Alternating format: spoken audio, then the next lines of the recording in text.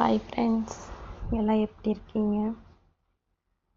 எனக்கு நேற்று ஒன்று கடைக்கு போயிருந்தேங்க. நான் சொல்கிறேன். அங்கே ஒரு டெய்லரை நான் ஒரு நின்றுட்டு இருந்தார். அவரும் நல்லா துணி தைப்பாங்க.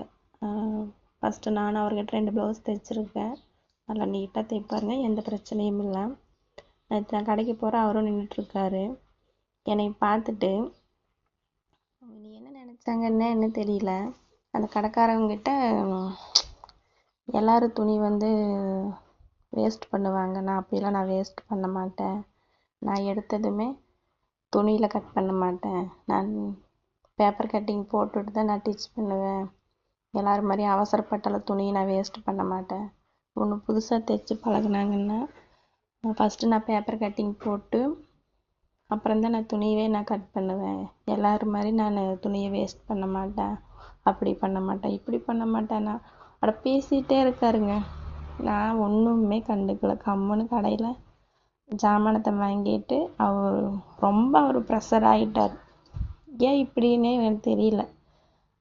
ஒருத்தவங்க ஒரு வேலைக்கு போகிறாங்கன்னா அந்த பழைய வேலைக்குள்ளேயே தான் இருக்கணும் போல இருக்குது. இந்த புதுசாக ஒரு தொழில் செஞ்சு ஒரு தொழிலுக்குள்ளே யாருமே வரக்கூடாதுன்னு நினைக்கிறாங்க. இது ரொம்ப தப்பு. எனக்கு ரொம்ப கஷ்டமாக போச்சுங்க. எனக்கு அந்த இடத்துல கேட்டுடலான்னே ஆகிப்போச்சு. ஆனால் நான் என்ன நினச்சேன், ஏன் போய் அவங்க காலையில் ஏதோ ஒன்று நம்மளே பார்த்து டென்ஷன் ஆகி பேசுகிறாங்க, சரி பேசிட்டு போட்டு, நம்மளுக்கு அதுக்கு சம்மந்தம் இல்லை. நம்ம எப்படி தைச்சி பழகணும், நம்ம எப்படி தைச்சி கொடுக்குறோங்கிறது தான் நம்மளுக்கு வேணும். நம்மக்கிட்ட தைச்சி போடுறவங்க அவங்களுக்கு பிடிச்சிருந்தா போதும் இல்லைங்களா? அவங்க என்னமோ பேசிட்டு போகிறாங்க, 1000 பேர் 1000 பேசுகிறாங்க, அதுக்கு நான் பொறுப்பல்ல அப்படின்னு மனசில் நினச்சிட்டேன். மழையை பார்த்து நாய் குலைச்சா நாய்க்கு தான் நட்டம், மழைக்கு ஒன்றும் பிரச்சனை இல்லைன்னு மனசில் வச்சுட்டு நான் வந்துட்டேங்க. எனக்கு ரொம்ப கஷ்டமாக போச்சு. விடிய காலையில் நம்மளை பார்த்து ஏன் இவ்வளோ டென்ஷன் ஆகுறாங்க, பிடிக்கிறாங்க. அந்த அண்ணன் நல்லா தான் தைப்பார், தைச்சிட்டு போ. எனக்கு தெரிஞ்சது நான் தைச்சி கொடுக்குறேன். என்கிட்ட பாதி பேர் என்கிட்ட கொடுப்பாங்க துணி. ஆரம்பத்தில் எல்லாத்துக்குமே எல்லா பிரச்சனையும் வருங்க. ஒரு லூஸு டைட்டு கப்பு அமுந்துற மாதிரி யாருக்குமே எடுத்ததுமே வந்துடாது. ஒரு 50-60 ப்ளவுஸ் தைச்சி போடுற வரைக்குமே எல்லாத்துக்குமே எல்லா பிரச்சனை வருங்க. சரியா? இல்லை, இந்த அண்ணன் காலையில் என்னை பார்த்துட்டு இவரே ப்ரெஷர் ஆகுறாருன்னு எனக்கு தெரியல. நான் உண்மையை சொல்ல போனால் இவர் அன்னைக்கு பொழப்புக்கு 2 ப்ளவுஸ் தைச்சா போதும்னு தைக்கிற ஆள். நீ உனக்கு வேணும்னா நீ கடையை போட்டிருக்காரு, நீங்கள் வாங்கி தையுங்க, யார் வேண்டாங்கிறாங்க? இந்த ஊருக்குள்ளே எத்தனை பேர் தைக்கிறாங்க? இவங்கள மாதிரி பொறாம பேசுகிறாங்களா? இல்லை. என்னை பார்த்து ஏன் இவ்வளோ டென்ஷன் ஆகும்? அது அவங்க ஆரம்பத்துலேருந்தே டெய்லர், நான் இப்போ தான் தைச்சி பழகினேன். நான் மில்லு வேலைக்கு போயிட்டுருந்து இடையில எல்லாருமே தைக்கிறாங்கன்னு சொல்லி நான் இன்ட்ரெஸ்ட் எடுத்து பாதியில் போய் சேர்ந்து தைச்சி பழகி, அது நான் என்ன சொல்கிறது, முழுசாக கூட நான் தைக்கிறதுக்கு போகலிங்க. நான் முக்கால்வாசி யூடியூப் சேனல் பார்த்து மட்டும்தான் நான் தைச்சேன். இந்த கால்குலேஷன் போடுறது, ரொம்ப கணக்கெல்லாம் போட்டு ப்ளவுஸ் வெட்டுறது அந்த அளவுக்கெல்லாம் நான் தெரியாது எனக்கு.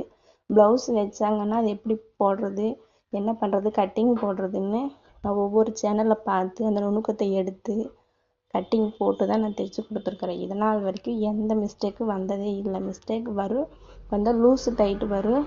ஏதோ ஒரு சில பேர்த்துக்கு மட்டும் கப்பு கொஞ்சம் ஃப்ளாட் ஆன மாதிரி வரும், அந்த கம்ப்ளைண்ட் வந்துச்சு. அதுக்கப்புறம் இப்போ நான் நல்லாவே தைச்சி பழகிட்டு யாருமே எந்த குறையும் சொல்கிறதே இல்லை. ப்ளவுஸு, சுடிதாரு, ஃப்ராகு எல்லாமே தைச்சி கொடுத்துட்டு தான் இருக்கிறேங்க. இந்த அண்ணனுக்கு ஏன் என்னை பார்த்து இவ்வளோ ப்ரெஷர் ஆனார்னே தெரியல. அப்படி காலையில் அவ்வளோ ப்ரெஷராக பேசுகிறாங்க. எனக்கு ரொம்ப கஷ்டமாக போச்சு. சரி என்னமோ பேசிட்டு போகிறாரு, அந்த இடத்துல நான் ஒருத்தி மட்டும்தான் இருக்கேன். அப்போ எனக்கு தான் அந்த பேச்சு, ஏன் நேரடியாகவே என்கிட்டயே கேட்கலாமே, பாப்பா நீங்கள் தைக்கிறீங்களாம்மா, சரி எப்படி பழகுனீங்க, என்ன ஏது, நல்லா தைக்கிறீங்களா, துணி வருதான்னு யதார்த்தமாக கேட்க வேண்டியதானே, ஏன் கேட்கல? அப்போ உங்கள் மனசில் எவ்வளோ ஒரு இது இருக்குது. இனி டெய்லர் புதுசாக பழகுறாங்கன்னா பரவாயில்லை, பழகுங்க அப்படிங்கிற ஒரு வார்த்தை அவங்களுக்குள்ளே வரணும். அந்த வார்த்தை அவங்களுக்குள்ளே இல்லைங்க.